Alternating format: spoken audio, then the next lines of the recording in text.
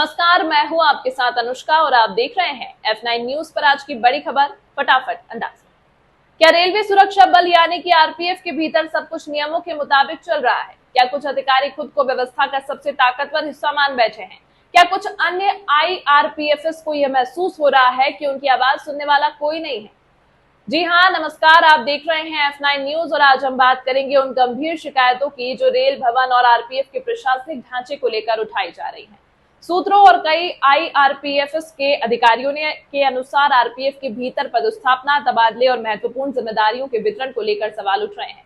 कुछ अधिकारियों का दावा है कि संगठन में निष्पक्षता और समान अवसरों की भावना कमजोर पड़ती दिखाई दे रही है। शिकायत करने वाले अधिकारियों का कहना है कि कई बार निर्णय प्रक्रिया में पारदर्शिता की कमी दिखाई देती है। उनका आरोप है कि कुछ अधिकारियों को विशेष महत्व दिया जाता है, जबकि अन्य अधिकारियों को लगातार दबाव और मानसिक तनाव का सामना करना पड़ता है। यदि ये आरोप दर्शकों सही साबित होते हैं तो यह केवल अधिकारियों कर्मचारियों का ही नहीं बल्कि पूरी संस्थागत व्यवस्था का सवाल बन जाता है। आरपीएफ देश की महत्वपूर्ण सुरक्षा एजेंसियों में से एक है। ऐसे में संगठन के भीतर यदि किसी प्रकार के भेदभाव, पक्षपात या असमान व्यवहार की शिकायतें सामने आती हैं तो उनकी निष्पक्ष जांच होनी चाहिए। खबरें जो सवाल बनाती हैं, खबरें जो आपका इम्तिहान लेती हैं, तथ्यों की गहराई में उतरकर हम करते हैं हर साजिश का पर्दाफाश।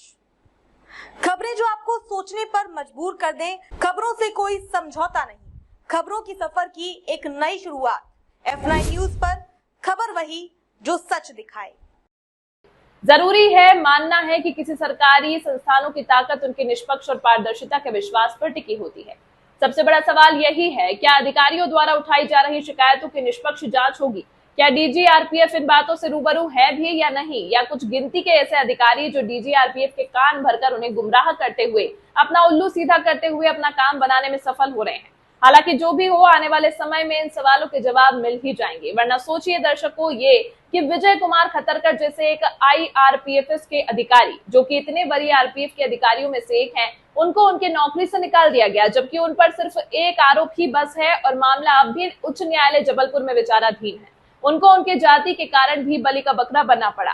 वहीं अगर वे किसी अन्य जाति वर्ग से आते तो शायद वे अब भी नौकरी में बने रहते। वैसे तो कई और भी अधिकारी हैं जिनका वर्तमान से लेकर भविष्य और भूतकाल ऐसे कई अनैतिक मामलों में फंसा रहा, पर उनकी नौकरी नहीं गई। कल कई आरपीएफ के आईजी के स्थानांतरण, पदस्थापना किए गए। उन पदस्थापना में की घोर भ्रष्टाचार देखने को मिला। फिलहाल F9 न्यूज किसी भी आरोप की स्वतंत्र पुष्टि नहीं करता, लेकिन अधिकारियों की शिकायतें और उठ रहे सवालों को जनता के सामने रखना भी हमारी पत्रकारिता की जिम्मेदारी है। इस मामले में आपकी राय कमेंट बॉक्स में जरूर लिखें। हमारे F9 न्यूज को सब्सक्राइब करें।